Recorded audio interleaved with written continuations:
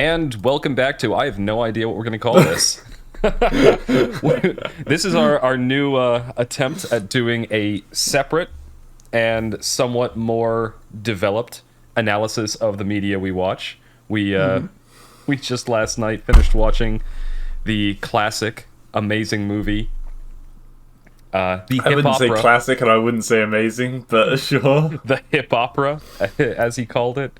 R. Yep. Kelly's Trapped in the Closet. We didn't watch the whole thing. The whole thing, I just found out, is 3 hours and 40 minutes long.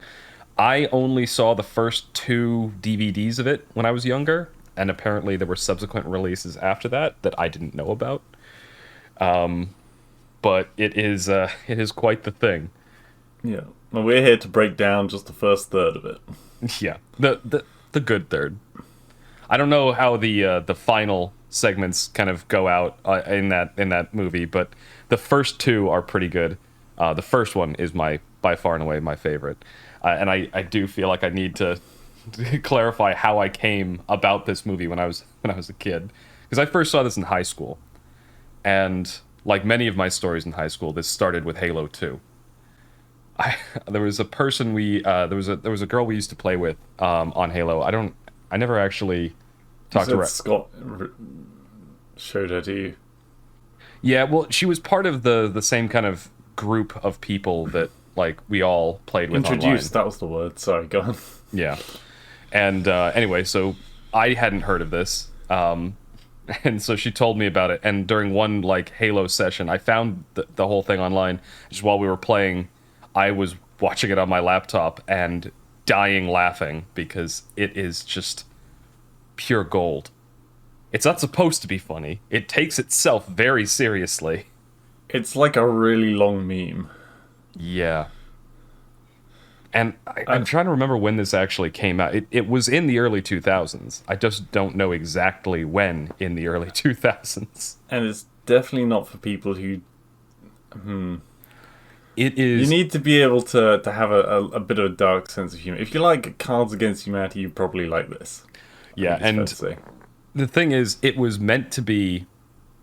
like I said, it takes itself seriously. It was meant to be, I think, a very gritty look. Like, it was like a soap opera from the get-go. Was it? I don't think it was. I think it was they knew how fucking stupid it was, and they were just making a fun thing. Maybe. I don't know. R. Kelly seems like he takes himself very serious. Oh, I should clarify. This is starring R. Kelly, written by R. Kelly, and sung by R. Kelly, the man who pees on kids. So just... we don't like the guy, but the movie's fucking hilarious. I feel like that disclaimer is necessary in this context. Yeah, I don't actually know anything about him personally. I genuinely didn't even know who he was until Kaiser brought up the film. Yeah, rapper, hip-hop artist, and neither have I heard of the film before now, so it was eye-opening. I was a little bit worried when Kaiser said it was less than an hour long, but there's stuff we can definitely talk about. Yeah. Oh, there's plenty of content. Yes. So in terms of structure, it's kind of broken up into... Technically, it's broken up into 22 parts, the whole thing. And it's done in a very short, like, episodic fashion. So, like, there'll be a scene, it'll fade to black, there'll be, like, kind of an outro, it'll fade to black, and then it'll open up to the next scene. And it's done like that. And each one of those is a part. And they're all sung. So there are actors on screen acting things out and mouthing the words, but it's all being sung by R. Kelly. Which gets kind of hilarious when he has to do an accent. It's kind of like, I don't know how many sitcoms did it, but I know Scrubs did it. They had an episode where everything was sung. A bunch of them did it. I mean, Lucifer did that too. Yeah, and except this doesn't have like the laugh tracks put in or the pauses or anything. It's just one continuous shit show. Yeah. Also, it's going to be really, really hard for me not to sing during this because I've seen this thing so many times. Like, I watched it in high school a few times. In college, we actually screened it as like a movie night there. and I've watched it since college with other friends. It's so good. All right, I'm gonna get into the plot synopsis because there's just also this movie by today's sensibilities is intensely politically incorrect. So just Oh, be yeah. aware. That's why I kind of said earlier that, it's for people that like dark humor. Yeah. And I will maintain that I don't think it was meant to be funny. I think that they really, really thought they were making something serious here, and it just didn't work out. Anyway, so R. Kelly, or as he's called in the show, Sylvester, he wakes up, and as he sings in the opening scene in a bed that don't belong to him, and this woman comes in and it's not his wife, and he realized he went to the club and he went back to the house with this girl, and he's like, oh, I gotta get out of here, I gotta get back to my home, because he realizes he fucked up, he cheated on his wife, and as he's trying to leave, the woman stops him and shoves him in the closet, because her husband's coming up the stairs. He shows up, and the two of them go into the bed, and she's trying to distract him by sleeping with him, and then Sylvester's cell phone goes off. It's the old Motorola Razor. That's a real throwback. It's gonna date the movie. And he hears it, and what he says is, there's a mystery going on here and I'm gonna solve it. I love the ways that they phrase things in the movie, because just to make things rhyme. Rhyme, yeah. Yeah. And this is where 1,000 memes were spawned out of this movie, because the guy's looking around and Sylvester in the closet pulls out his gun. Because the exact line is, he checks behind the dresser, I pull out my Beretta. It just... Yeah, some of them are a bit tentative, but Yeah. And, you get it. and I showed Blue a clip of this. This line became so infamous that South Park did a parody of it in one of their episodes. An episode that's notoriously hard to find these days, because it also made fun of Scientology in that episode. But R. Kelly is called in as a special expert by the police to get two people who are hiding in a closet out. And just every scene, he sings his lines and then pulls out his gun at the end of the scene. In the South Park episode, not in the... He technically does that in this movie, too. He pulls out his gun, constantly. He does far too much, and for no good reason. Yeah, and one thing I commented on after the movie that didn't annoy me when I saw this movie as a teenager, but it annoys me now as an adult, he has terrible trigger discipline. He's itching his head with the barrel of his gun with his finger on the trigger. Yeah, flagging himself, and just... Yeah. Also, he at the end. So anyway, he gets discovered by the preacher. The preacher's like, "Oh, I'm not going to be the only one heartbroken," and so he calls up the preacher being the actual husband. Of Oh the yeah, sorry, I lady. didn't. Yeah, that's true. I kind of skipped a step.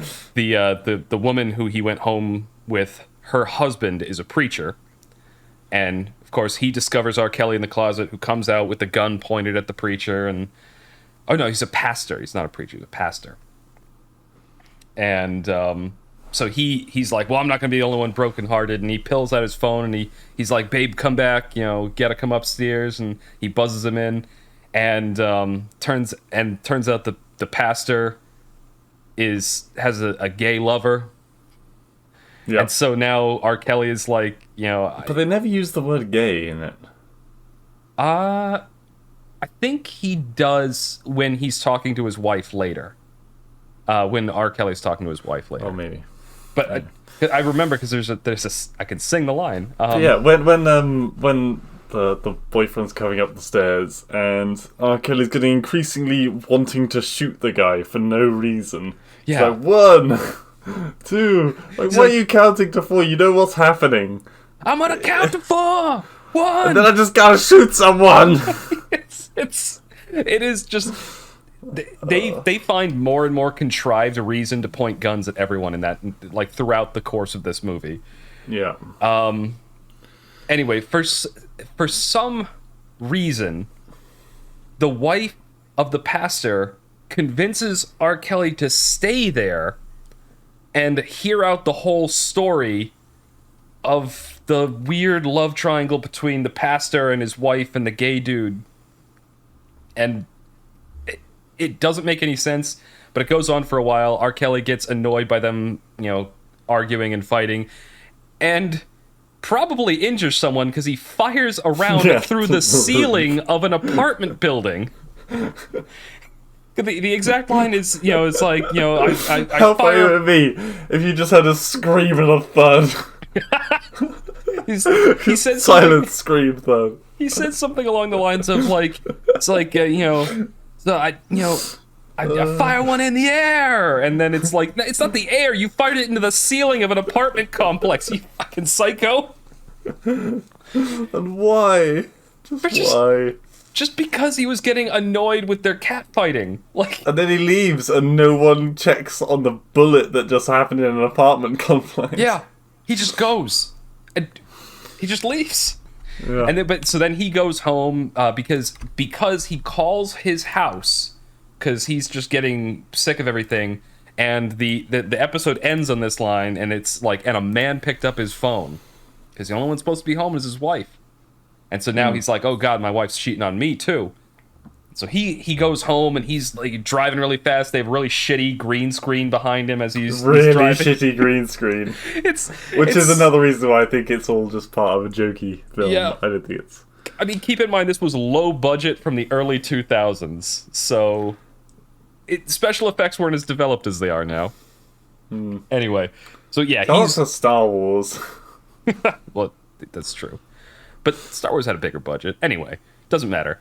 They drive home, like he drives home as fast as he can. He gets pulled over by a police officer, and who gives him a ticket.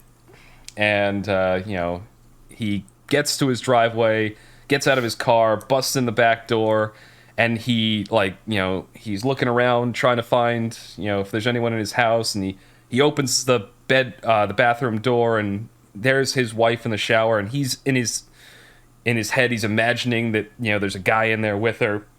But when he opens the curtain, it's just her in there, and she's like, what the hell's wrong with you? Yeah. And so and he she says, "Go on." No, No, you keep going. Okay, I thought you were going to miss something out. No, and so she, he's like, I called my home, and a man picked up my phone, and she's like, did you forget my brother Twan came home today? Which, by the way, is just an epic name. Like Twan. I don't know. I like that name. But okay. Twan, by the way, is one of my favorite characters. He gets a lot more screen time in the second DVD, the one we didn't watch. Also, can we just talk about why, if you're having an affair, why the fuck would you let the person you're having an affair with in your house pick up the phone? So she actually addresses this in the next scene. Anyway, so she basically ironically pulls the exact same shit that the pastor's wife pulls, and immediately starts trying to bang him, like her husband. And he gets a cramp in his leg while they're banging, and that's his reason to get up and then pull back the covers for some reason, and then bam, for no reason. Yeah, and then bam, there's a condom there on the bed. I used one. Yeah. And it's funny because whatever the last line of the song is, he always it's always echoed, but artificially, like he's saying it. So he's like, I flip back the cover. Oh my god, a rubber. And it's just and it becomes particularly funny in a scene later on. And the face he pulls is in slow motion because they slow the scene down for that. Oh my god, it's so good. Anyway, so that happens, and then the next scene, and now he's even more mad, and he's shouting at his wife, and then she finally flips it back on him, and she's like, yeah, I followed you to the club, and I saw you with that wig wearing hoe. And which is the exact phrasing she uses, the wig wearing ass hoe. And anyway, the two of them actually kind of when she at the end of the scene where they're having this conflict, she reveals that the guy who she was sleeping with, was the policeman that pulled him over on his way home. Even though she doesn't know about that, and he doesn't actually tell her, work it out. No, he doesn't work out who it was that she was talking about from that. It's so weird. Yeah, like, she shouldn't know that he got pulled over, unless it was coordinated. Like, she's like, hey, my husband's coming home, pull him over. But, again, how does he know the route he's coming home by? It doesn't make a whole lot of sense. Yep. But they had to make it rhyme. Anyway, so, at the end of, like, their whole conflict there, where they're both shouting at each other, Sylvester just starts laughing. And, they kind of almost have this little heart-to-heart where they're like, they both realize they've done. It's weird. They've both fucked up badly. Like, he cheated on her, she cheated on him. I thought it was going to be like the crazy laughter he was doing that was going to end up with, you crazy bitch, pulls out Beretta, shoots her or something. That's what I was expecting to happen. He does have his gun out in this scene, although because he was like, is he still in the house or something like that? Yeah. But they end up just laughing together, and he's telling her the whole story and how ridiculous it is. And this is where he does mention the guy is gay.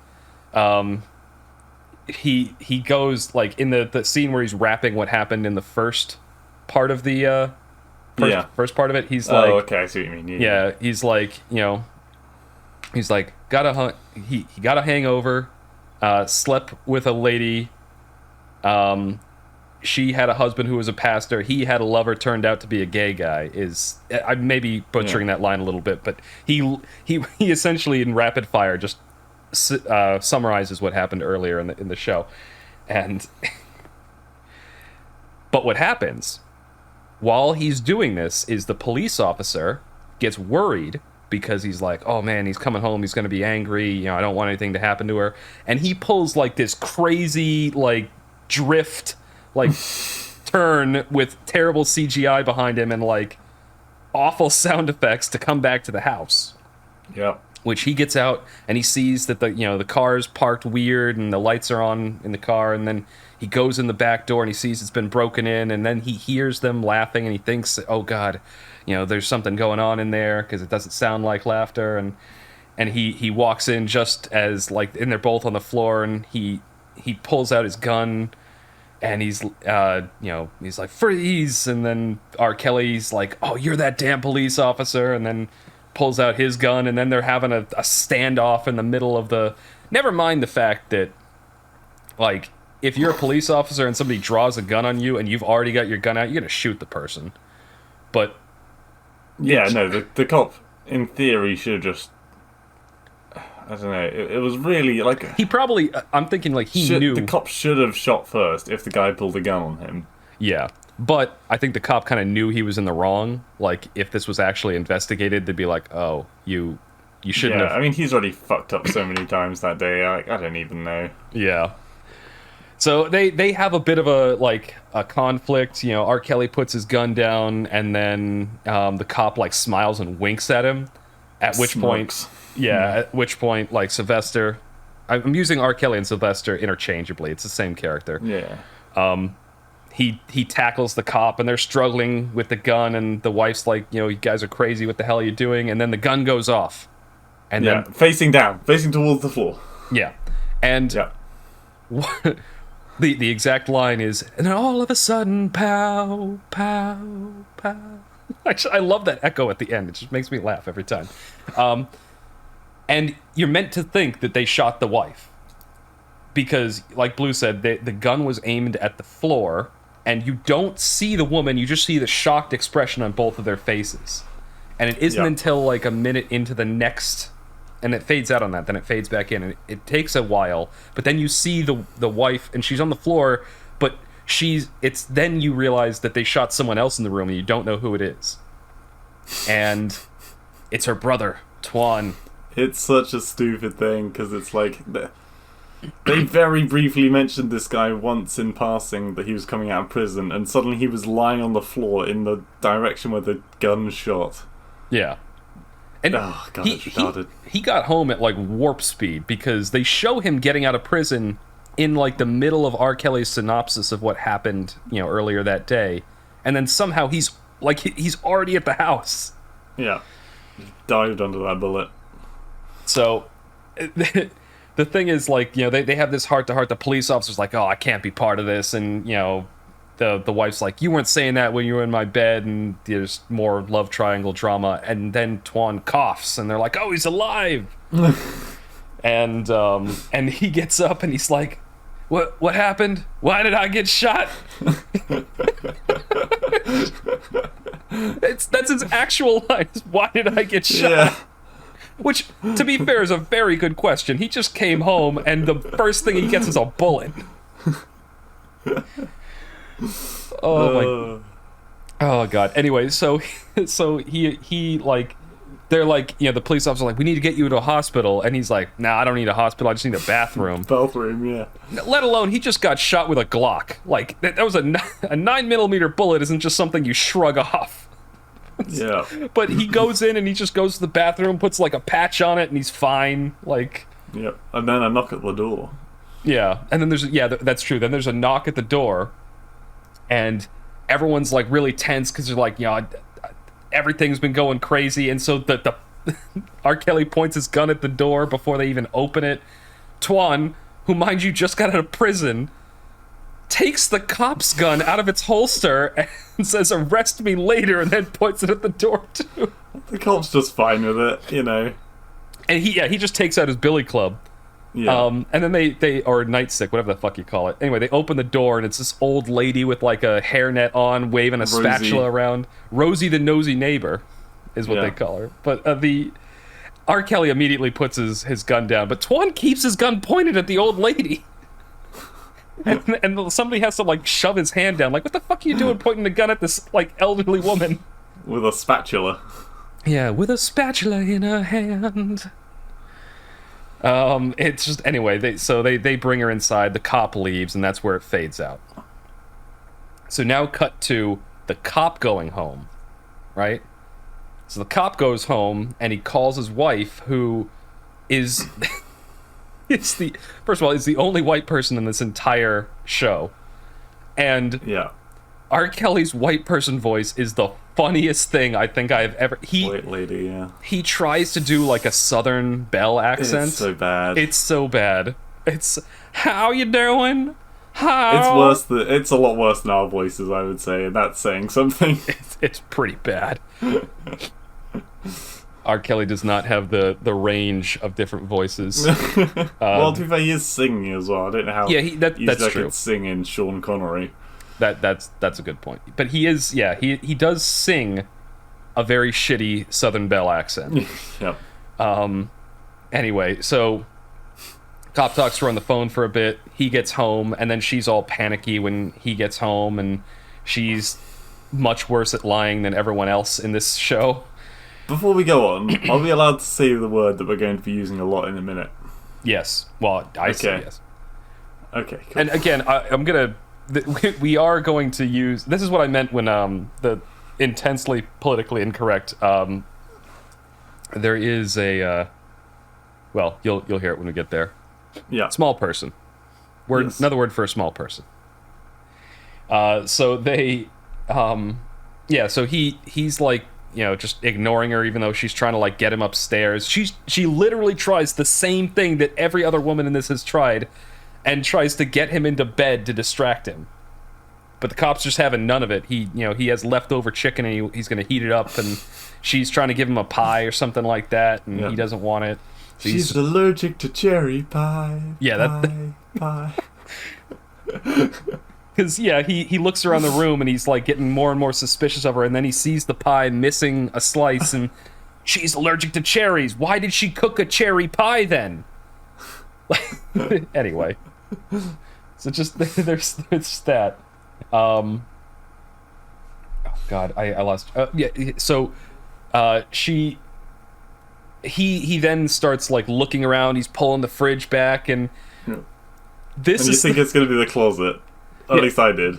Yeah, no, he goes to the cabinet under the sink, and right as he's about to open it, R. Kelly, the narrator, which, mind you, he's in this twice. He's playing Sylvester, but when he's playing Sylvester, he's wearing a red shirt coat and a suit. But when he's playing the narrator, he's wearing a black shirt and a suit. So the narrator bursts out of the closet, and he's like, now pause the movie, because what I'm about to tell y'all is so damn twisted. This is where the fade out gets funny. Not only is there a man in the cabinet, but the man is a midget. Midget. Midget.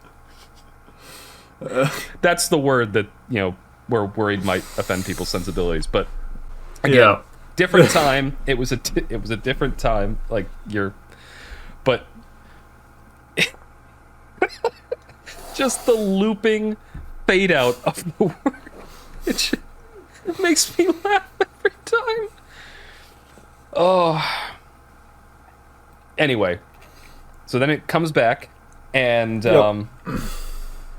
so the police officer pulls the guy out of the cabinet and sits him on the table, and Midget kicks him. That's right. The midget kicks him first, and then goes running, and then the cop jumps over the table and starts punching him, and the wife runs up the stairs, and calls. Yeah, she pulls a number that she got out of her husband's stuff, and it turns out it's Sylvester's wife's number, the guy that the police officer was having an affair with.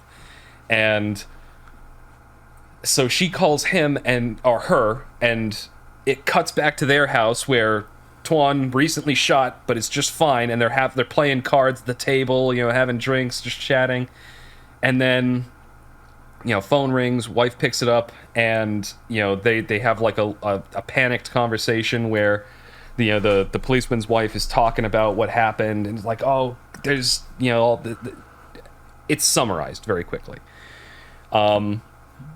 And for some reason R. Kelly's wife is just, I understand, nope, believe me, I've been through this shit too, and now for some reason Sylvester and Tuan decide they're gonna go to the police officer's house to deal with this, but that takes a while. So what happens first is the wife comes down the stairs with a shotgun. Yeah. As the police officer is roughing up the midget, trying to get him to tell him what he's doing in his house and all this other stuff. Excuse me. And then they have this three-way not three-way standoff. The police officer has a gun trained on his wife. The wife has a shotgun trained on him, and she confesses that she's in love with the midget. And the line the police officer, Big Man is his name. Yeah, that's the other thing. Yeah. And the line the police officer says here also makes me laugh. He's like, "You'll leave me for this fucking midget?" Oh no, "You'll shoot me for this midget," is what he says. Let's see what else. And then it's at this point when they're having this standoff when Tuan and R. Kelly both bust into the house. R. Kelly again with his gun out. He's just broken into the police officer's house because his wife called his wife and said all this was happening, and there's escalating ridiculousness in this movie. Yeah. But so they have this big standoff, and they no. And then the midget faints. Oh yeah. Oh, that's exactly what. That's actually where it fades out. Oh, the midget faints again. And everyone's like, "What's that smell?" Because apparently earlier he shot himself because he was scared of the police officer.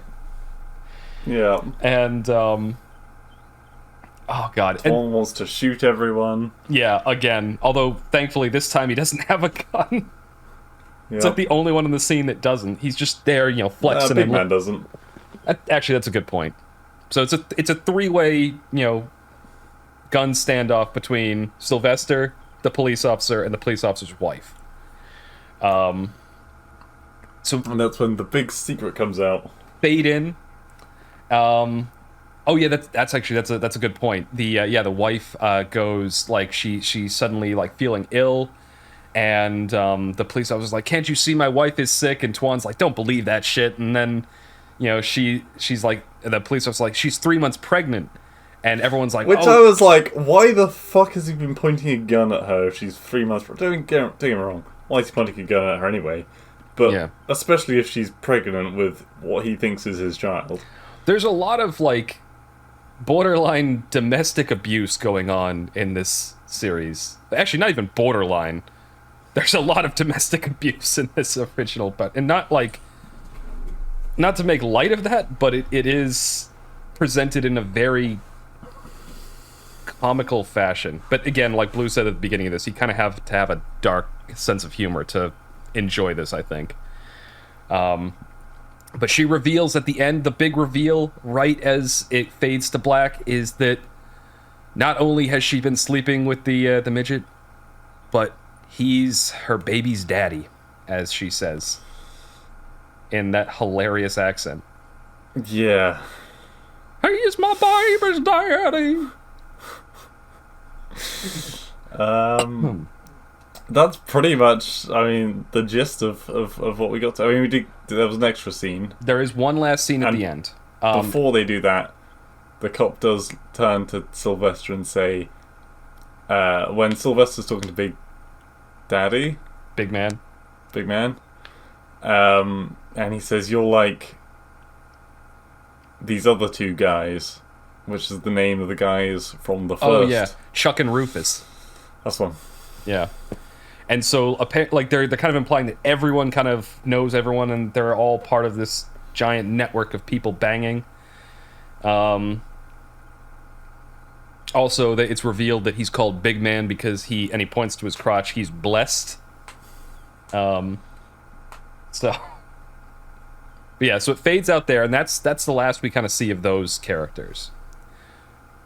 But the final scene in the first movie is where it goes back to check on what was happening at the pastor's house, and they have a bit of a like conflict where, ironically, the gay lover and the wife have a bit of a fight over the pastor. They're like, the gay lover's like, he's been with him forever. He loves me. We're getting married, and the wife's like, he's mine. And the gay lover was, for the most part, very sensible, and then he just randomly pulls a knife out. That's true. At the end of the movie, he pulls a knife on the pastor's wife. Like, what? Yeah. And it all kind of culminates. And she's just like, yeah, go on, do it. And I'm like, what? Yeah, it's funny because the background music fades, and they have this kind of rapid fire, like, wrapped cat fight between the wife and the gay lover. Anyway, so the final scene, and this is what ties it all together, is the wife gets a phone call because she's apparently friends with Sylvester's wife, who, mind you, banged her the night before to cheat on his wife. And Sylvester's wife is telling her everything, and she's trying to get a word in because the pastor's wife realizes that she introduced her friend to the police officer who she was then cheating on her husband with, but then her husband was the guy that banged the pastor's wife, who was her, and she cheated on her best friend with her husband. That's kind of where they tie everything together, and the characters are starting to realize how much of a massive clusterfuck everything is. And that is the end of the first DVD. There is much more to it, and they tie it all together. It gets even more ridiculous in the second part, but it gets funnier as it goes on, and I think they become a little bit more self-aware, which kind of takes the fun out of it for me. But that's the whole plot. Do you want to give your thoughts before I need a break? Honestly, it's... I wouldn't even call it a film. I'd call it a really long, funny advert for Berettas. It is a really pretty gun. But the Beretta he pulls out is not just any Beretta. It's shiny. It's like silver plated. Yeah. Very, fashionable. No, they're not the kind of film I'd normally watch, but it's a light-hearted, fun, jokey thing. Light-hearted. Well, it is, isn't it? You don't take any of the characters seriously, do you? No, I think you need to have that sort of dark sense of humor to get the lightheartedness out of it, though, I think. Because if you take it dead seriously, a lot of very serious stuff happens in it. A man gets shot, there's people cheating on each other, there's relationships that are messed up, there's an illicit pregnancy with a stripper midget. Oh, that's the other thing. He is a stripper as well. Just in case the character of Big Man wasn't ridiculous enough. Yeah, most of the other characters were fairly vanilla with some very strange attributes added in afterwards. But no, I feel like with him, they just went right from the get-go. Yeah, just went full ham. Yeah. Yeah, that's kind of, I don't know. That's really it. Yeah. It is a fun watch, but you do need to keep a couple things in mind. One, it was early 2000s, and two, you got to go in there with kind of the expectation to just don't take it too seriously, because it is worth a good laugh if it is your sense good with your sense of humor. It's actually kind of a catchy tune as well in a lot of the scenes. The first few times, it is the same song over and over and over again, basically, Yeah. with different words. I get what R. Kelly actually referred to this as was his hip opera, which he was going for. I'm assuming he was going for the feel of a soap opera, but set to hip hop, and obviously, Zoomed up. yeah, it just. But you see, but you said this isn't normally something you'd watch. This is actually one of I think the greatest things about us starting to do these movie nights was kind of opens your eyes to watch something that maybe you haven't before. There's certainly movies that you and Alyssa have chosen that I wouldn't have ever watched myself. No. Well, there we go. All right. So this is probably where we'll end it. I would definitely recommend this. I don't know if you can find the DVDs anymore. I actually own it on DVD, the first two of them. And now I own it on Amazon Prime, which I might watch the final parts myself. What's your rating? How many Berettas out of 10? Oh, how many Berettas out of 10? Fuck. I think that's at least 7 for all the Berettas he pulls out. I'm gonna go 5. Calling I'm gonna it go 5. dead average. Dead average, because it's not. It's funny, but it has no substance to it. Yeah. And I don't know. I kind of enjoy the kind of trashy slice of life drama kind of genre, and just having it wrapped to me with a hip hop beat just made it all the better. We just watched it last night. I want to watch it again. I already want to watch it again. That's how much I enjoy that movie. And it's not there is no substance. You're right. Well, trying to think of it. What? I was just thinking we should have done Midgets out of 10. No, that too soon, too far. Berettas out of 10 were perfect. Okay. All right. Well, this is going to be the first episode of our new format for the media segments. Let us know what you think. I definitely had fun doing this. Yep. But yeah, let us know what you think, and look forward to us doing another one of these when I believe it's Alicia's choice for a movie next. Correct? It is. So we'll does that mean we need to drag her into this? I don't know. Maybe. We'll see. Look forward to that, but we will talk to you guys soon. Laters.